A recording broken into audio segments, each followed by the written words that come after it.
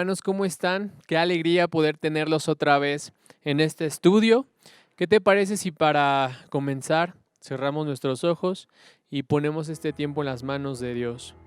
Señor, te damos gracias porque tú nos das hoy la oportunidad de venir otra vez ante ti. Señor, sabemos que uno de los propósitos de tu palabra es que podamos conocerte y podamos llevar a la práctica, Señor, ese conocimiento que tú nos das, pero principalmente conocerte a ti. Un Dios que nos ama, un Dios que no nos quiere dejar como estamos y que quiere seguir transformándonos día con día. Señor, ponemos este tiempo en tus manos y te bendecimos en el nombre de Jesús. Amén. Señor, aunque nuestros ojos no pueden verte, Dios, toda nuestra confianza está depositada solamente en ti, Dios. Y aún hemos de alabarte, Señor, con todas nuestras fuerzas, con todo nuestro corazón, Señor. Segura estaba Dios que tú vendrías ya y sanar mi dolor, interceder por mí. Mas otra vez te digo amén y otra vez. Apenas puedo oír tu voz aquí susurrando en mí. Aquí estoy, sé de tu gracia en mí. Alzo mi voz y alabo al Dios que dio y que quitó. Te alabaré, mis manos alzaré, por quien eres tú. No importa dónde esté, tu mano guardará las lágrimas de hoy. No me dejarás, y aunque en tormenta estoy, te alabo, mi Señor.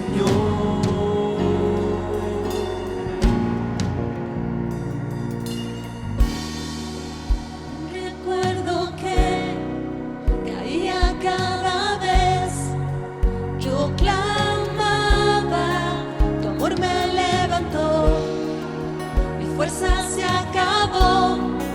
¿Cómo podría seguir si no vienes?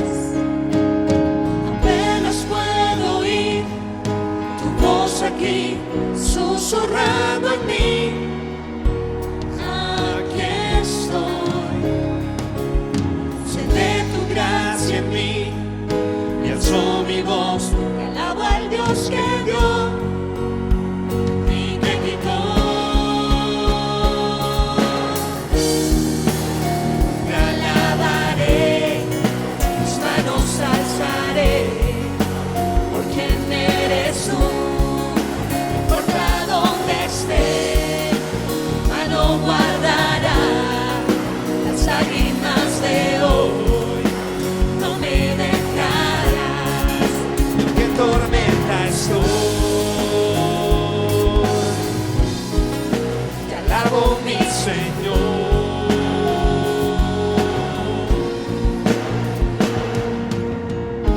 Son mis ojos hacia ti, ¿a dónde más iré? Mi ayuda es el Señor, creador del cielo y la tierra. Alzo mis ojos hacia ti, ¿a dónde más iré? Mi ayuda es el Señor, creador del cielo y la tierra.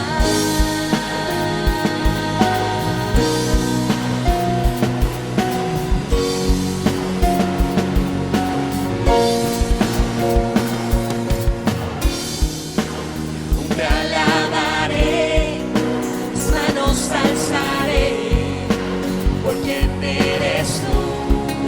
No importa dónde esté, tu mano guardará las lágrimas de hoy. No me dejarás, y aunque en tormenta estoy, te alabo, mi Señor.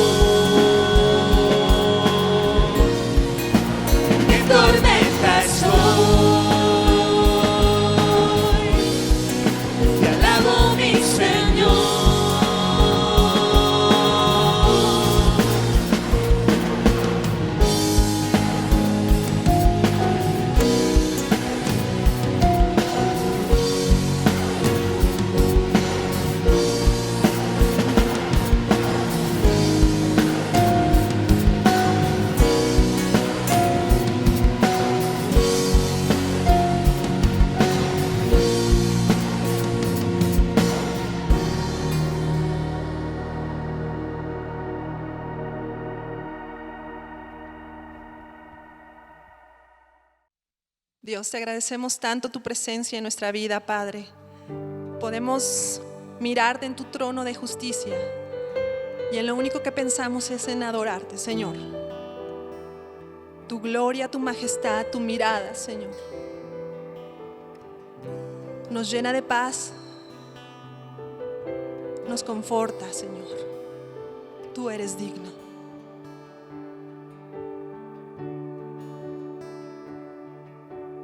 Danos, Dios, un entendimiento vivo de Jesús, de la riqueza de su gloria y la cruz. Ilumina nuestros ojos, trae tu luz.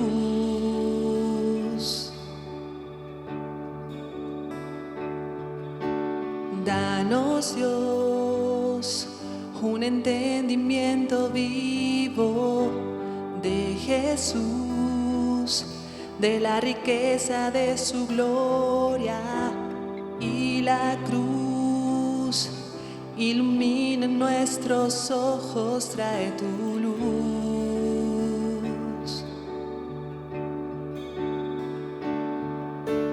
Muestra esos ojos hoy brillando como fuego y su rostro como el sol resplandeciendo. La belleza incomparable de Jesús, el digno Dios. Muestra esa voz que como estruendo hoy resuena y la santidad que es su vestimenta. La temible hermosura de Jesús, el digno Dios.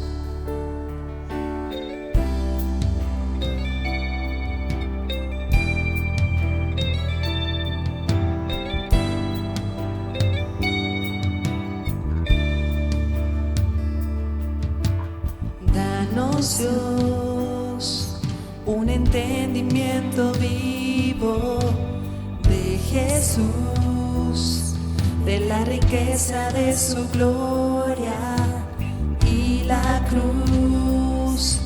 Ilumina nuestros ojos, trae tu luz.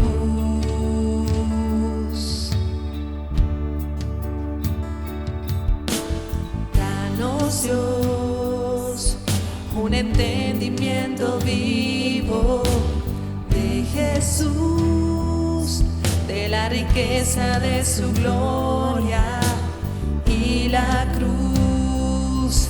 Ilumina nuestros ojos, trae tu luz.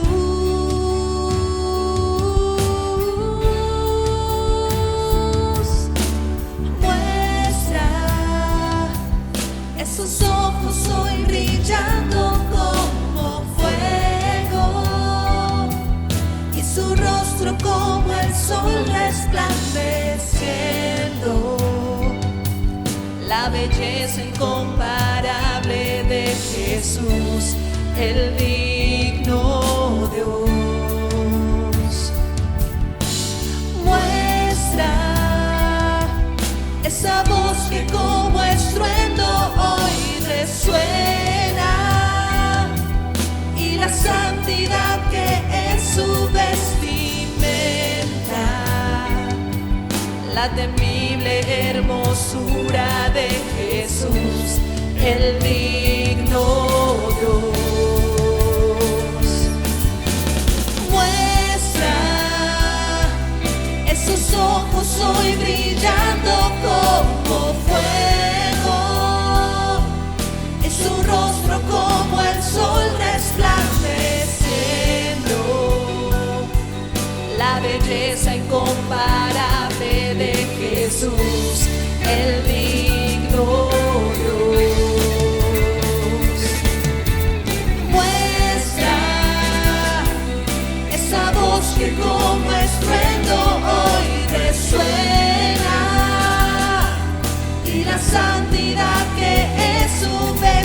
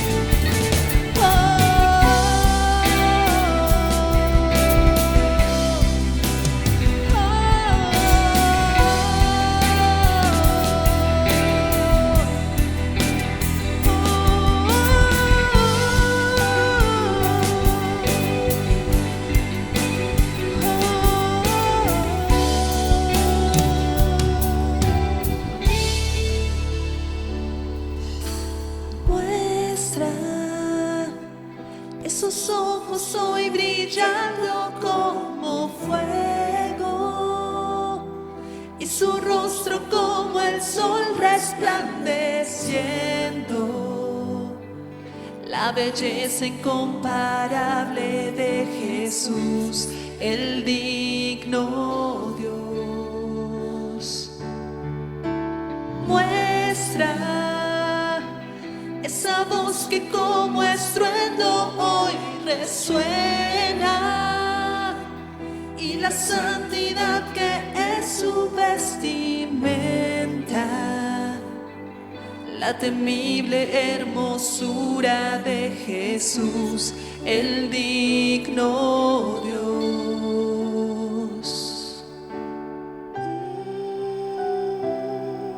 Te adoramos, Señor. Padre eterno, te glorificamos.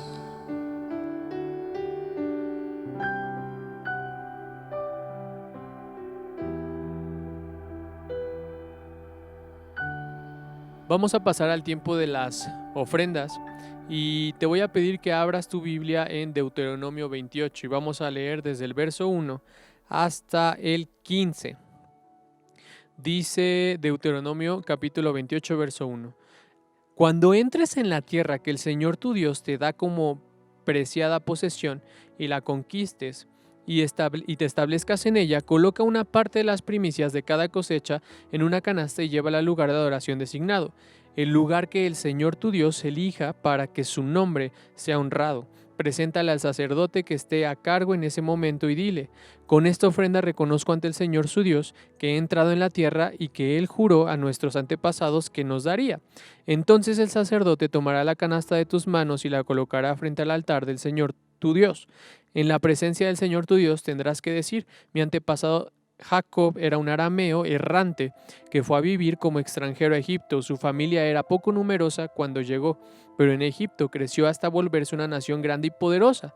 Cuando los egipcios nos oprimieron y nos humillaron al hacernos sus esclavos, nosotros clamamos al Señor, Dios de nuestros antepasados. Él oyó nuestro clamor y vio las privaciones, el trabajo pesado y la opresión que pasábamos. Y así el Señor nos sacó de Egipto con mano fuerte y brazo poderoso, con terror aplastante y con señales milagrosas y con maravillas. Nos trajo hasta este lugar y nos dio esta tierra donde fluye la leche y la miel. Y ahora, oh Señor, te traigo las primicias de las cosechas que me has dado de la tierra.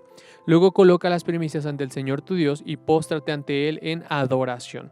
Después podrás irte y celebrar por todas las cosas buenas que el Señor tu Dios te haya dado a ti y a los de tu casa. No te olvides de incluir en la celebración a los levitas y a los extranjeros que vivan en medio de ti. Hay tres cosas que a mí me llaman la atención de este pasaje, y la primera es, Dios aquí les pide ofrendar, pero que recuerden que ellos han sido redimidos, de donde el Señor los ha sacado.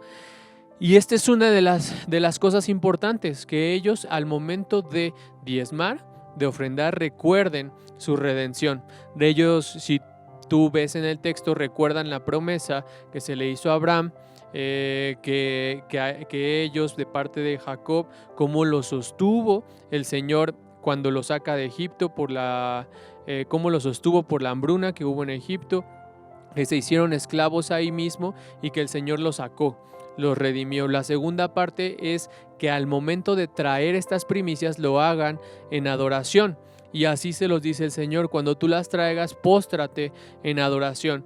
Y la tercera, pero no menos importante y que me encantó, fue que les dice: una vez que hagas esto, podrás irte y celebrar por todas las cosas buenas que el Señor tu Dios te haya dado a ti y a los de tu casa. O sea, ve y disfruta.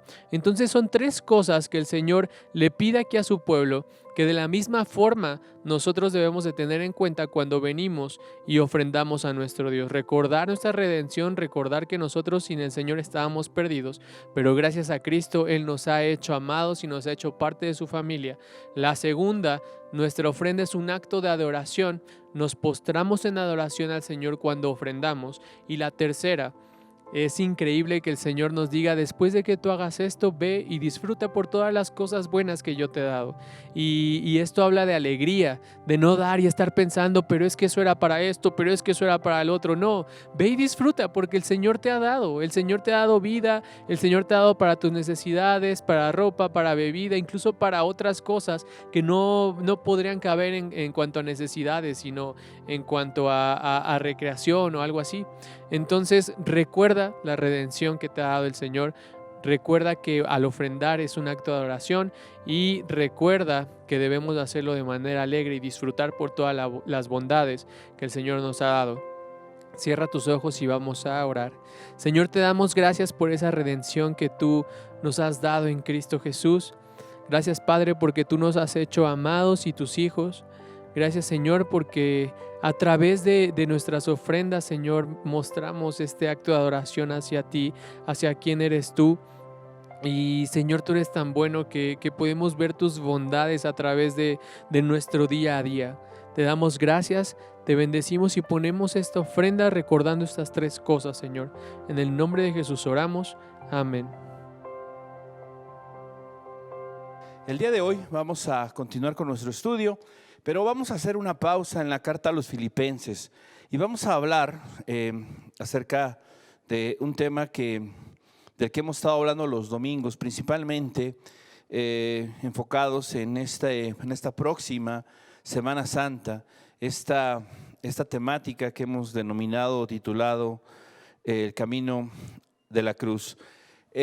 Cuando nosotros consideramos el hecho de que Cristo vino, Dios envió al mundo a su Hijo para que todo aquel que en Él cree no se pierda, sino que tenga vida eterna.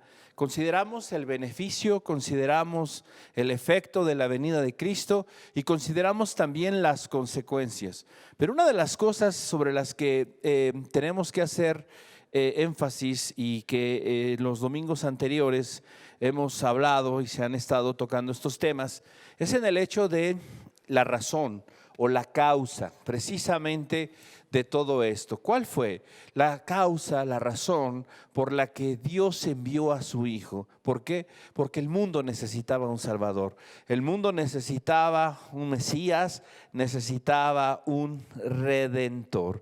Entonces, nosotros creemos de manera clara que lo que Dios había hecho desde el principio, en el origen de todas las cosas, fue una circunstancia verdaderamente única y maravillosa. Cuando Dios creó al hombre y lo colocó en el huerto del Edén y lo colocó en la creación, la Escritura nos dice que la expresión de Dios al mirar su creación y al mirar todo esto fue que todo lo que había hecho era bueno. Y esa es la esencia, un Dios bueno, ¿sí? Crea cosas buenas, y cuando Dios miró su creación y contempló todo, vio que era bueno. Es más, bueno, hubo un detallito ahí, el cual sabemos nosotros que fue el único detalle que Dios miró y que consideró que no era bueno, y este era que el hombre estuviera solo, pero lo solucionó. Creó a la mujer, tomó de la costilla de Adán y formó a la mujer, sí, e hizo a esta compañera. Y entonces el mundo y la creación de Dios vivían en armonía, no solamente por el hecho de que todo era perfecto, de que todo en esencia, su apariencia y todo el funcionamiento era bueno, era perfecto, sino definitivamente una característica de esta creación es que disfrutaba el hombre de la comunión, del compañerismo con Dios. Y esto fue verdaderamente maravilloso, porque el hombre podía hablar con Dios, convivir con Dios allí en el huerto del Edén, y encontramos nosotros que definitivamente ese estatus de ideal, de bondad, de algo maravilloso, tuvo una circunstancia. Recordamos el relato del Génesis, ahí en el capítulo 2, verso 8, cuando Dios le dice al hombre que no puede tomar, no puede comer del fruto del árbol. Vamos a leer capítulo 2 del libro del Génesis, verso 8. Y dice así el texto: y Jehová Dios plantó un huerto en Edén, al oriente, y puso allí al hombre que había formado. Y Jehová Dios hizo nacer de la tierra todo árbol delicioso a la vista y bueno para comer, también el árbol de la vida en medio del huerto, y el árbol de la ciencia del bien y del mal. Y salía de Edén un río para regar el huerto, y de allí se repartía en 4 brazos. El nombre de uno era Bisón. Y vamos a avanzar un poco más en el relato, ¿sí? Aquí en los versos, ¿sí? Verso 15, y tomó pues Jehová Dios al hombre y lo puso en el huerto del Edén para que lo labrara y lo guardase. Y mandó Jehová Dios al hombre diciendo: de todo árbol del huerto podrás comer, mas del árbol de la ciencia del bien y del mal no comerás, porque el día que de él comieres ciertamente morirás. Dios le advierte al hombre, ¿sí? Si bien es cierto, hay un mandato, porque el texto así lo dice, verso 16, y mandó Jehová Dios al hombre, ¿sí?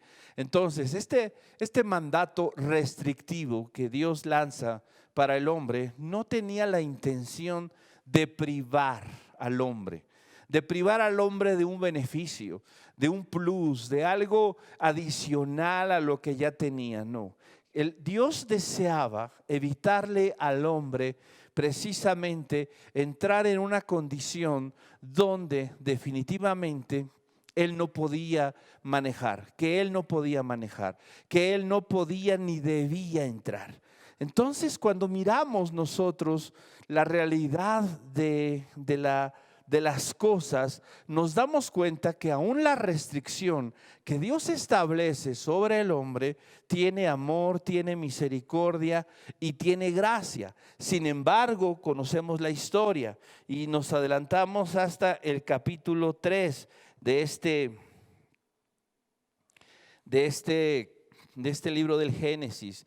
Y dice el versículo 1: pero la serpiente era astuta más que todos los animales del campo que Jehová Dios había hecho, la cual dijo a la mujer: con que Dios os ha dicho, no comáis del árbol del huerto, de todo árbol del huerto. Y la mujer respondió a la serpiente: del fruto de todos los árboles del huerto podemos comer, pero del fruto del árbol que está en medio del huerto, dijo Dios, no comeréis de él, ni le tocaréis, para que no muráis. Entonces la serpiente dijo a la mujer: no moriréis, sino que sabe Dios que el día que comáis de él serán abiertos vuestros ojos y seréis como Dios, sabiendo el bien y el mal. Y vio la mujer que el árbol era bueno para comer y que era agradable a los ojos, y el árbol codiciable para alcanzar la sabiduría, y tomó de su fruto y comió. Y dio también a su marido, el cual comió así como ella. Sí, fueron abiertos sus ojos y conocieron que estaban desnudos. Entonces encontramos nosotros aquí esta circunstancia que nos muestra la realidad del asunto. La realidad del asunto parece ser que es un tema de conocimiento, de tener más conocimiento, de tener una capacidad mayor para conocer lo bueno y lo malo. Y eso tal vez en esencia no parece tan malo, es más, parece deseable para poder vivir de una mejor manera. Por lo menos esa es la forma, la manera en que lo planteó Satanás para con la mujer, ¿sí? No, lo que pasa es de que Dios de una u otra manera no quiere que ustedes tomen decisiones, conozcan lo bueno y conozcan lo malo. Quiere ser Él que toma las decisiones, quiere ser Él quien dicta la forma y las normas de todas las cosas. ¿Qué le estaba ofreciendo Dios a la mujer, al hombre? ¿Qué les estaba diciendo? Le estaba diciendo: sean mejores, supérense, tengan más entendimiento, tengan más sabiduría. No, estaba diciéndole sutilmente, ¿sí? Sutilmente les estaba diciendo: quítenle a Dios el control, quítenle a Dios la posición de ser el que determina lo bueno y lo malo, y asúmanla ustedes. Ustedes pueden ser aquellos que dicten la moral, que dicten qué es bueno, qué es malo. Pueden ustedes ser como Él, no lo necesitan. Esta actitud, esta desobediencia, esta circunstancia, más allá de tratarse de un asunto de crecer o de conocimiento, era un asunto de hacer a un lado a Dios, de rechazar la soberanía de Dios, de rechazar el señorío de Dios en sus vidas. Y esa es la cuestión que desencadenó que el hombre desobedeciera, que el hombre precisamente cayera en esta circunstancia. ¿Por qué es importante que nosotros entendamos esto? Porque este pecado, el pecado de rechazar el señorío de Dios, el pecado de hacer a un lado a Dios para colocarnos nosotros, sigue siendo el mismo pecado que el mundo lleva a cabo. Tratamos de quitarle a Dios la prerrogativa de determinar lo que es correcto, lo que es santo, lo que es verdaderamente bueno para nosotros. Le quitamos a Dios la prerrogativa sobre la determinación de qué es una familia, la definición de familia, el matrimonio, la educación de nuestros hijos y tantas otras cosas. Y queremos tomarla nosotros, queremos definir todas estas cosas y decimos: Dios está muy lejos. Nosotros vivimos en este mundo, nosotros somos dueños, nosotros podemos decidir, nosotros no necesitamos que Dios diga, que Dios determine lo que es bueno. Nosotros tenemos la suficiente capacidad para determinarlo, para decirlo, para evaluar y juzgar las cosas. Eso fue lo que pasó. Más allá de simplemente una situación de más conocimiento, era una situación de rebelión contra Dios. El hombre se estaba rebelando contra Dios. Le estaba diciendo a Dios: sabes, no te necesito. No te necesito. Y entonces eso que Dios había creado, no solo en apariencia, no solo en funcionamiento, sino en relación, se rompió.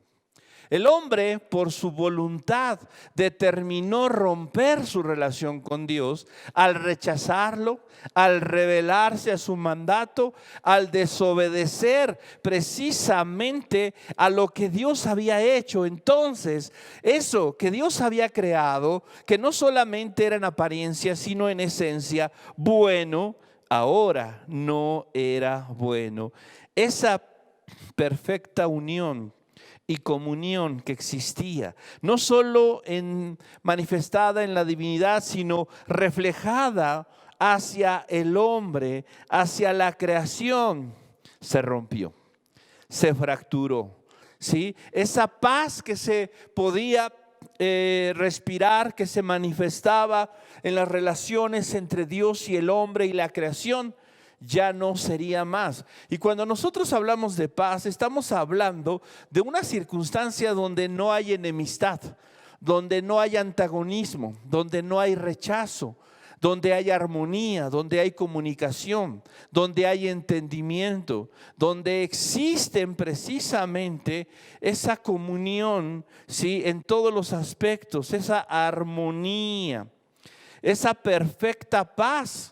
Definitivamente se había perdido, se había roto, se había deteriorado por la incursión de la serpiente, engañando a la mujer y a Adán para que desobedecieran a Dios. ¿Sí? Él nos había creado desde el principio para vivir en una relación de amor y dependencia de Él. Ese era el plan. Ese era el plan. Y puede tal vez cualquier persona pensar y decir, eso es egoísta. ¿Por qué? ¿Por qué crear a alguien que dependa de ti? ¿Por qué creer a alguien que te ame porque tiene que amarte, que te obedezca porque tiene que obedecerte? Y pensamos desde un punto de vista humano y egoísta, ¿sí? Ensimismado, ¿sí? Que esto es inadecuado, que esto raya en una situación ególatra, melómana y una cuestión así. La realidad es que Dios, debemos de entender, creó al hombre y lo diseñó precisamente así. Es como si yo quisiera utilizar, ¿sí? Un instrumento. Por ejemplo, si yo quisiera tal vez un instrumento musical, una flauta, un violín con una madera preciosa, creado por uno de los grandes maestros que se dedican precisamente a manufacturar estos instrumentos con una precisión increíble, hermosos. Y es como si yo tomara un violín diseñado, pensado, hecho para deleitarnos con su sonido, con una interpretación maravillosa por algún virtuoso, y yo decido tomar un violín de estos y usarlo como matamoscas, usarlo como martillo, usarlo como raqueta. ¿Tendría sentido esto?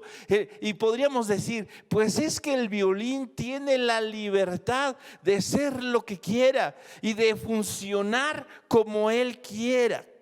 ¿Es eso sensato? ¿Es eso adecuado? No, definitivamente no. Dios creó al hombre para vivir en dependencia de Él. Dios creó al hombre para glorificarlo a Él. Ese fue el diseño de Dios. Y podrá alguien decir, no me gusta ese diseño, no estoy de acuerdo con ese diseño.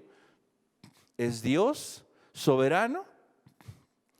¿Cuántas veces ha llegado alguien a tu casa y te ha dicho, no me gusta cómo tienes tu sala? Tal vez sí, algún familiar, amigo o alguien de confianza o alguien que simplemente quiere molestar. ¿Y qué le dices tú?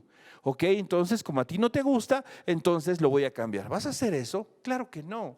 ¿Por qué? Porque generalmente hay una expresión que se dice, en mi casa yo decido.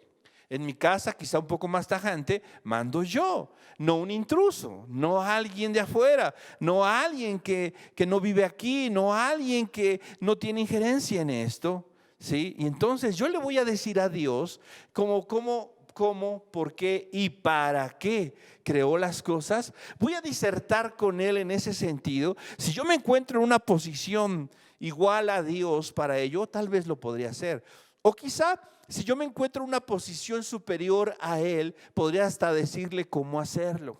Sin embargo, mi posición no es ni igual y mucho menos superior a Dios. Por lo tanto, podré yo decirle a Dios, Dios, no me gusta cómo, por qué o para qué has diseñado estas cosas. Podría hacerlo. Sin embargo, mi argumento, mi posición y lo que yo diga carece de fuerza, carece de sentido. Entonces yo necesito recordar eso.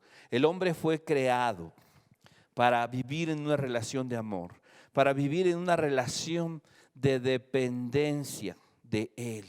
Y entonces, cuando nosotros hablamos de esta obra maravillosa que Jesús vino a llevar a cabo, que es la obra de redención, tenemos nosotros que pensar en el hecho que Dios pensó.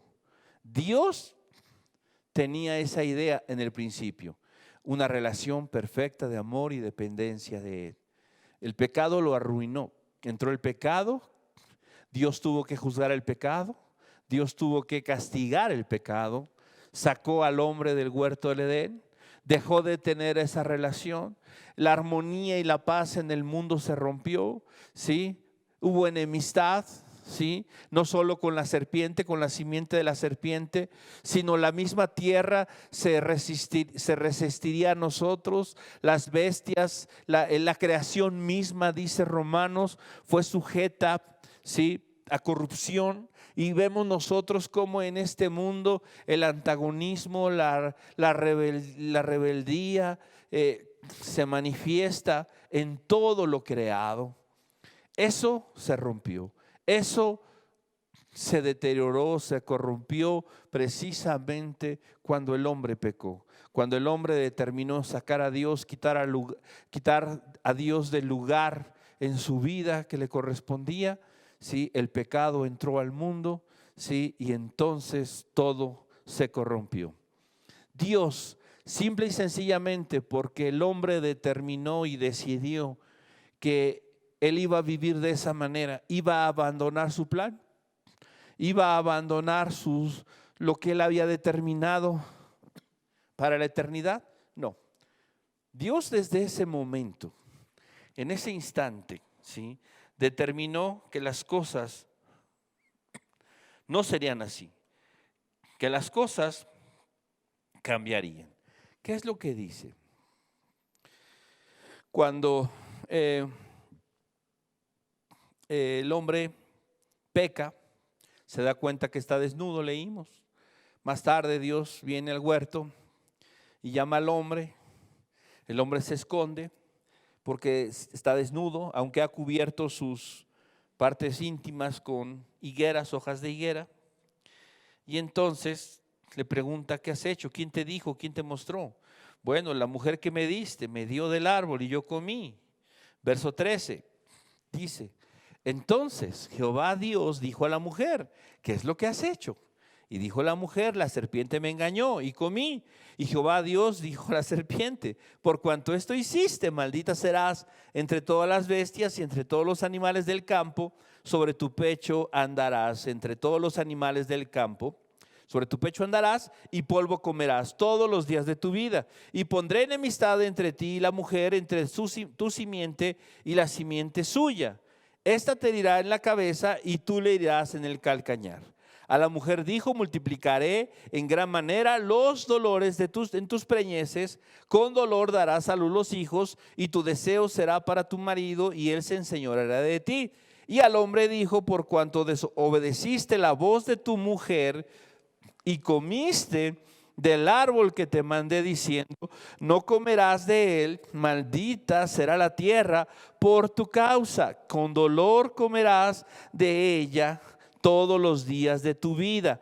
Espinos y cardos te producirá y comerás plantas del campo. Con el sudor de tu rostro comerás el pan hasta que vuelvas a la tierra, porque de ella fuiste tomado, pues polvo eres y al polvo volverás. Y llamó Adán el nombre de su mujer Eva, por cuanto ella era madre de todos los vivientes. Y Jehová Dios hizo al hombre y a su mujer túnicas de pieles y los vistió. ¿Qué sucede? ¿Dios abandonó su plan? No. ¿Ejecutó su sentencia? Sí. ¿Tenían que morir? Sí. ¿Tenían que perder su acceso al árbol de la vida? Sí. ¿Fueron sacados del huerto? Sí. Mas sin embargo, Dios les da una promesa. Y vemos nosotros aquí cómo esa promesa tiene que ver con la simiente de la mujer. Y es precisamente el primer anuncio que tenemos nosotros del Evangelio. Dios en ese intento comienza su proceso de restauración con una promesa. Y vemos nosotros que comienza Él a cubrir y ser Él el que toma la iniciativa para llevarnos en un camino ¿hacia dónde? En un camino hacia la redención, es decir, hacia la completa y total consumación de su plan eterno para nosotros. Cuando nosotros hablamos de redención, si bien es cierto, estamos hablando de un término legal que se utilizaba en el mundo antiguo, que tiene que ver con comprar a un esclavo, ¿sí?, en un mercado, ¿sí?, y poseerlo. Y algunas otras palabras definen también comprar a un esclavo en un mercado y pagar la cuota adicional para dejarlo en libertad y para que éste no vuelva a ser esclavizado. Si bien es cierto, cuando estamos hablando de redención, estamos hablando de ese hecho también tenemos que pensar en que esa redención ha tenido un camino y ha tenido una línea hasta ese momento en la cruz del Calvario, y tendrá su consumación precisamente en el final de los tiempos.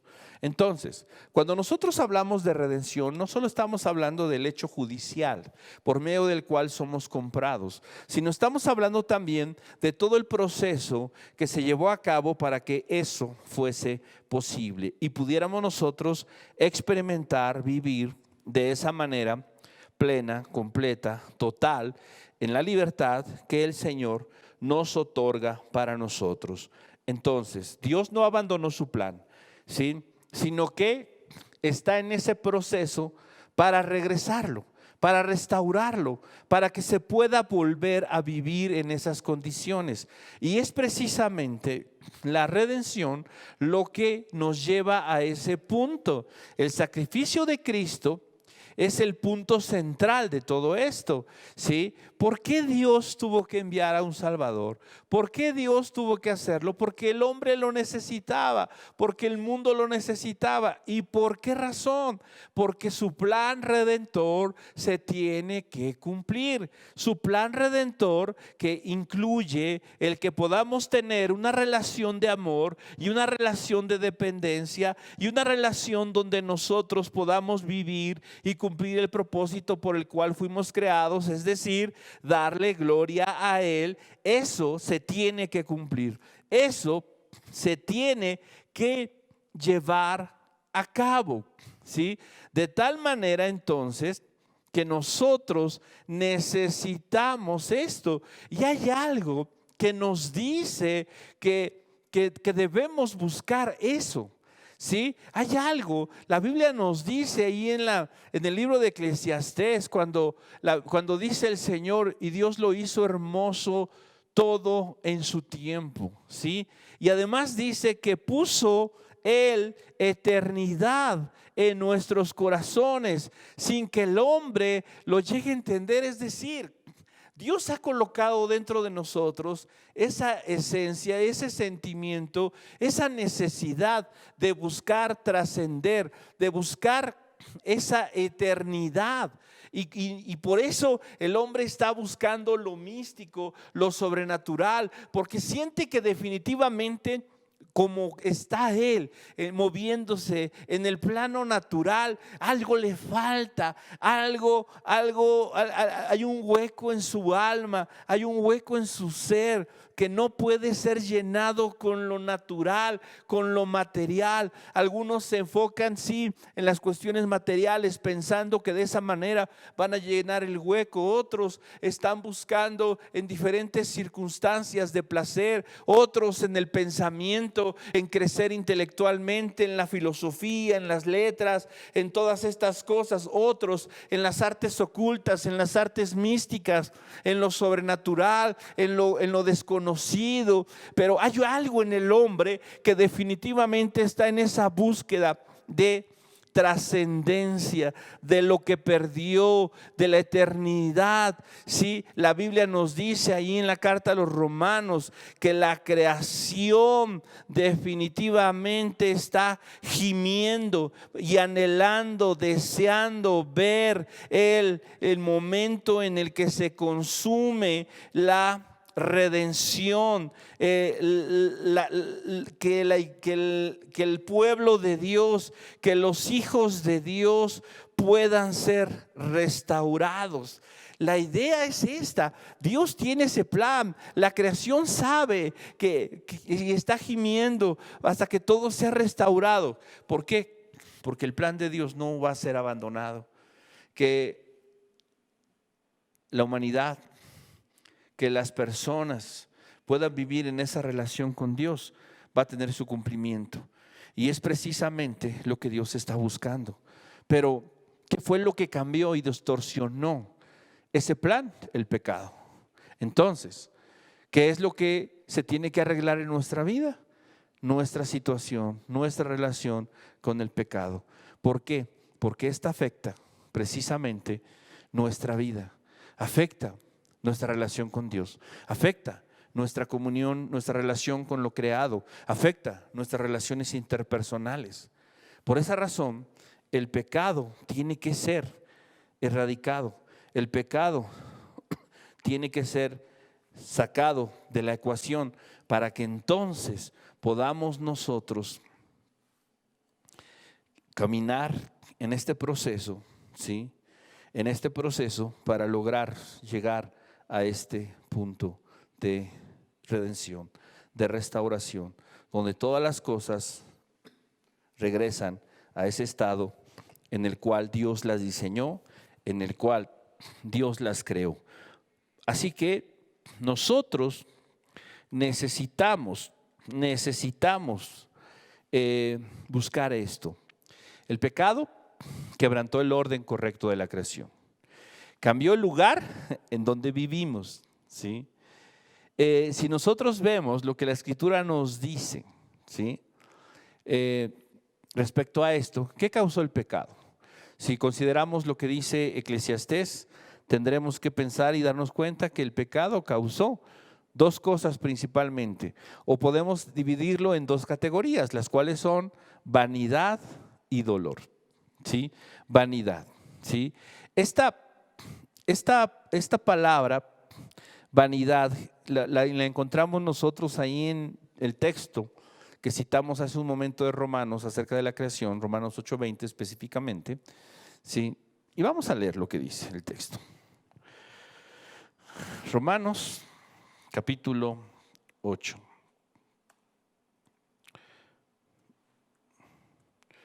Romanos capítulo 8:20 dice: porque la creación fue sujetada a vanidad, ¿sí?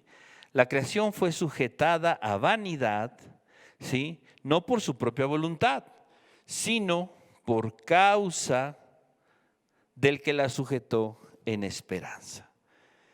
Aquí nosotros encontramos, ¿sí?, esta palabra que dijimos hace un momento, vanidad. Es decir, estamos hablando, o el texto nos está diciendo que el Señor fue quien sujetó a la creación en vanidad. Vamos a leer este mismo texto, pero en la Nueva Traducción Viviente, verso 20 del capítulo 8 de Romanos. Y dice así: contra su propia voluntad, toda la creación quedó sujeta a la maldición de Dios.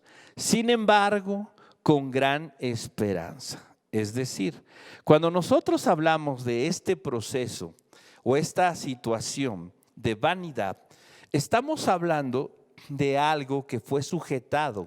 Estamos hablando de algo que está bajo presión, que ha sido forzado, que fue confinado, restringido. Lo que una vez era pleno, era maravilloso, ¿sí?, ilimitado, lo que era sencillo, relaciones sencillas, se había convertido en algo distinto, donde había que ponerle más empeño, más esfuerzo, contra lo que había que luchar, ¿sí? Y entonces encontramos nosotros que el término no tiene que ver tanto o no es totalmente de algo infructuoso, sino es algo que definitivamente cuesta trabajo, que cuesta trabajo, y nosotros miramos cómo llegamos al final de la semana, al final de la quincena o del mes, tratando de estirar los recursos, tratando de cómo es que logramos nuestras metas, y hay esfuerzo y hay cuestiones con las que tenemos que lidiar, y ojalá todo fuera sencillo, y ojalá todos pensaran igual que nosotros y no tendríamos controversias, y ojalá todos quisieran trabajar y no simplemente delinquir y tomar lo que no les pertenece y cosas por el estilo. Sin embargo, la Biblia nos dice: no, todo fue sujeto a vanidad. Está limitado, está restringido, está forzado, está bajo presión. Todo eso definitivamente es incómodo. Y estamos completa y totalmente tropezando. Y quisiéramos nosotros mirar que todo nos sale bien, que nunca tenemos un percance con el auto, que nunca nos enfermamos, que nunca esto. Pero no, estamos en un mundo que fue sujeto a vanidad a causa del pecado. Todos nuestros planes deberían de solucionarse y estar a tiempo, ¿no? Sin embargo, definitivamente no es posible. Moisés nos dice ahí en el libro de los Salmos, en el Salmo de Moisés, que todos los días de nuestra vida son pesar, ¿sí? Son trabajo duro, ¿sí? En vanidad, dificultad, ¿sí? Todo esto es precisamente lo que resultó del pecado. Dolor. Cuando estamos hablando nosotros de dolor, tenemos nosotros que pensar en ese dolor que no es simple y sencillamente un dolor tranquilo, no. Estamos hablando de un dolor que podríamos nosotros mencionar que es algo así como un dolor de parto. Las mujeres quizá pueden entender esta cuestión. Los hombres no pasamos por esto. Sin embargo, hay dolores que podemos nosotros experimentar que dicen se parece mucho a, ¿sí? Aquellos que hemos experimentado una litiasis. ¿Qué es una litiasis? Una litiasis es una piedra en el riñón. Esta cuestión duele impresionante, impresionante. Es un dolor que te desmaya, ¿sí? Que te desmaya definitivamente, ¿sí? Este tipo de dolor es el que está haciendo alusión aquí el Señor. Así que cuando nosotros miramos todo lo que hay en este mundo, ¿sí? Causa dolor. Y a veces pensamos nosotros que como cristianos no vamos a sufrir, no vamos a experimentar dolor, ¿sí? La Biblia dice que el dolor, ya no habrá más tristeza ni dolor, ¿sí? El dolor, el gemido huirán, no será aquí, será allá. Aquí todo está sujeto a vanidad y dolor, y esa es la realidad de nuestra vida, ¿sí? Cada uno de nosotros debe de saber que esos golpes colaterales, esos efectos colaterales del pecado nos afectan a todos y cada uno de nosotros, ¿sí? Y entonces, después le dice, al polvo eres y al polvo volverás. Este efecto es la muerte. Y todo en este mundo tiene que morir. Está establecido que el hombre viva una sola vez, dice Hebreos, y después de esto, el juicio. Todos y cada uno de nosotros. Nosotros acabamos de estar en un sepelio de un bebito de meses. Y cuando tú te preguntas, ¿por qué? ¿Por qué muere un bebé de meses? ¿Por qué mueren inocentes? ¿Por qué hay muerte? Porque así es este mundo. Vivimos en un mundo donde la muerte es una característica, donde la muerte es un resultado, es un efecto precisamente de el pecado. Por cuanto todos pecaron, todos fuimos destituidos de la gloria de Dios. El pecado tiene como paga, dice también Romanos, la muerte. Así que nosotros debemos saber que todos estos son efectos, son consecuencias, ¿sí? Pero entre estas cuestiones, en medio del dolor, en medio de la vanidad, en medio de estas relaciones turbulentas, en medio de las dificultades y una muerte segura que tendremos todos y cada uno de nosotros, hay esperanza. ¿Por qué?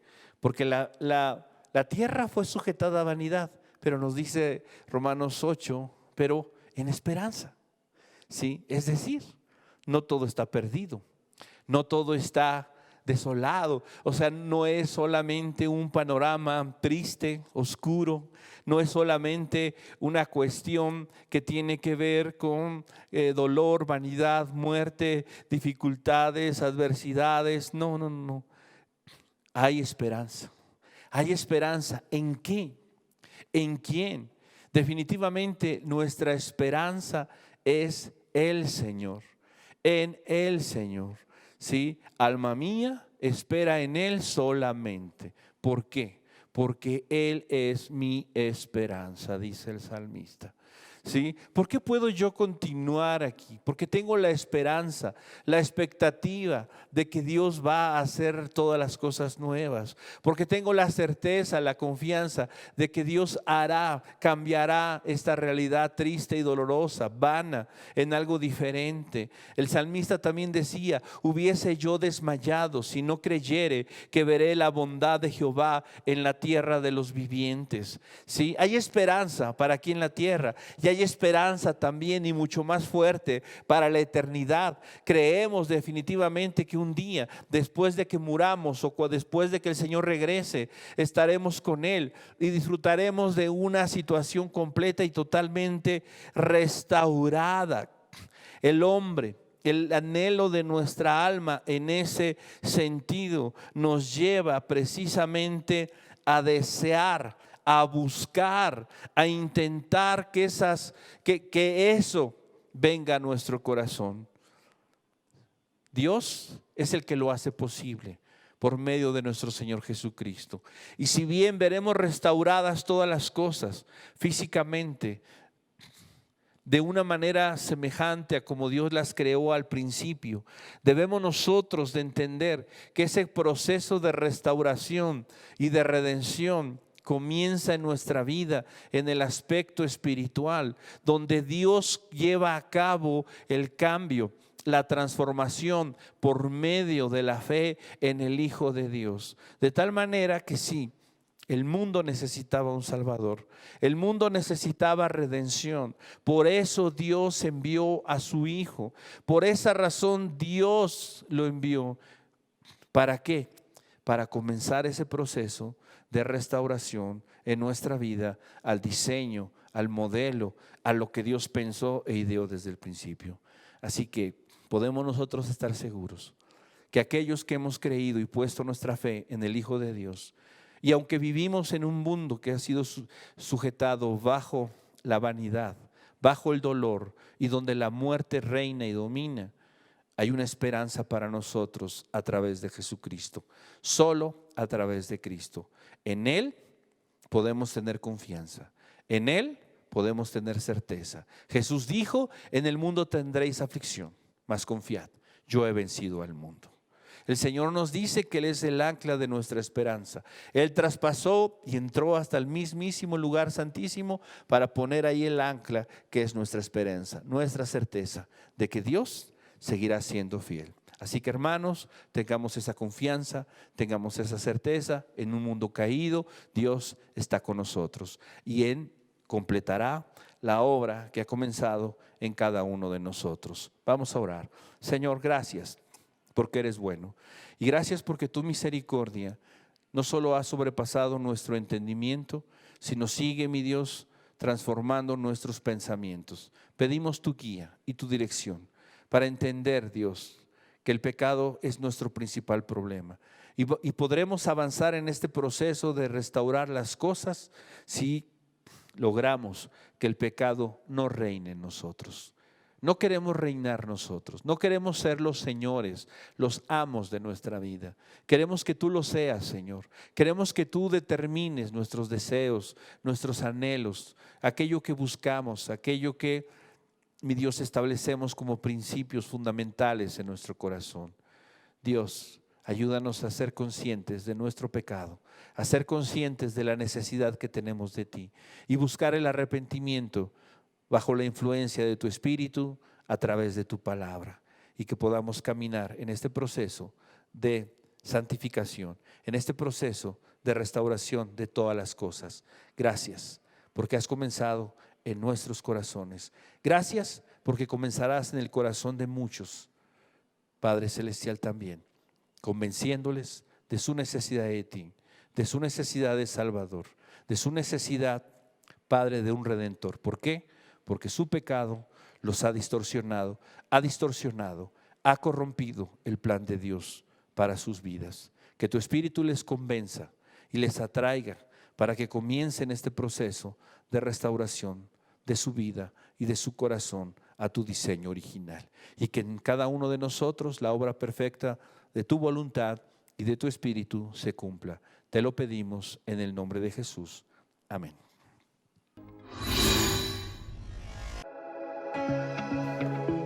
Nos da mucho gusto a Marta, mi esposa, y a mí poder invitarlos a todos ustedes aquí al Hotel Iberoestar Selection Paraíso Maya, ahora en el mes de octubre del año 2021.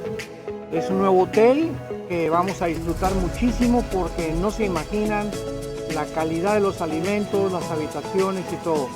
Y sobre todo que vamos a través de la Biblia poder continuar compartiendo el alimento espiritual que necesitamos como matrimonios y familias. Así es, estamos bien emocionados por este cambio. Estamos estrenando hotel que está increíble, como dice Armando. Y también los años anteriores hemos sido testigos de los increíbles testimonios de matrimonios renovados, restaurados.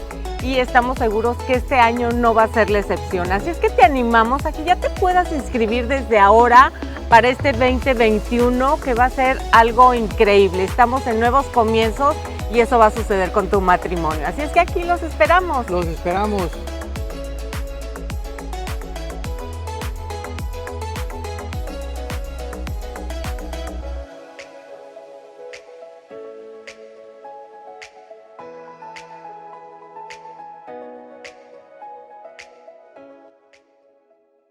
El doctor Armando Alducin presenta. Acompáñanos a conocer la vida del Señor Jesucristo. Escuchemos su palabra y aprendamos de Él en este set de 131 audioconferencias sobre el Evangelio de Lucas, de Juan y del libro de los Hechos de los Apóstoles. Conoceremos acerca de su deidad, de su nacimiento virginal. Escucharemos el verdadero significado de sus palabras durante su ministerio en la tierra. Y veremos cómo es que selecciona y construye la iglesia del primer siglo. Únete a este caminar con Jesucristo en un set de 131 audioconferencias. Tomo 1 del Nuevo Testamento por el doctor Armando Alducin.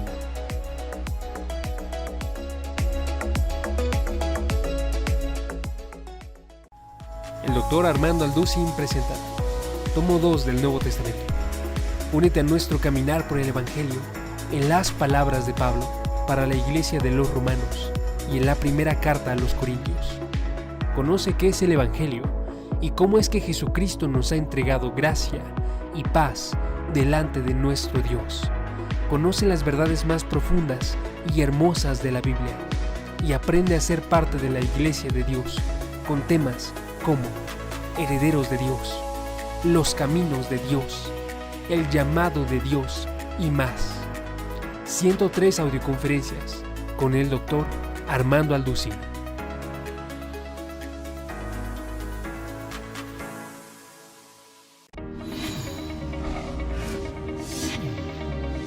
Vida nueva para el mundo.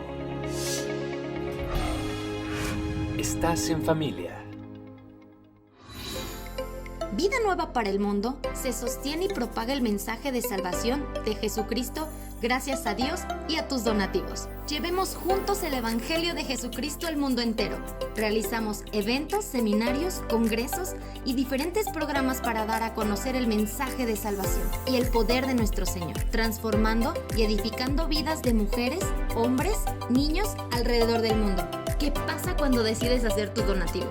Aunque no puedas llevar la palabra personalmente a todo el mundo, de esta forma lo estás haciendo. Con tus donativos o aportaciones, estás sembrando y formando parte de lo que Dios está haciendo en su obra. Estás ayudando a traer luz a la oscuridad, paz al conflicto y esperanza a los que no tienen ninguna. Dona desde México.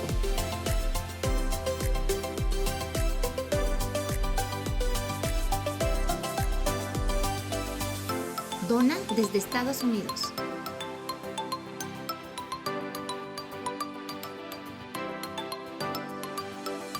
Para el resto de donaciones de otras partes del mundo, www.vidanuevaparelmundo.org.mx/dona. Estamos cumpliendo la gran comisión. Por tanto, vayan y hagan discípulos a todas las naciones, bautizándolos en el nombre del Padre, del Hijo y del Espíritu Santo, enseñándoles que guarden todas las cosas que les he mandado. Y he aquí que yo estoy con ustedes todos los días hasta el fin del mundo.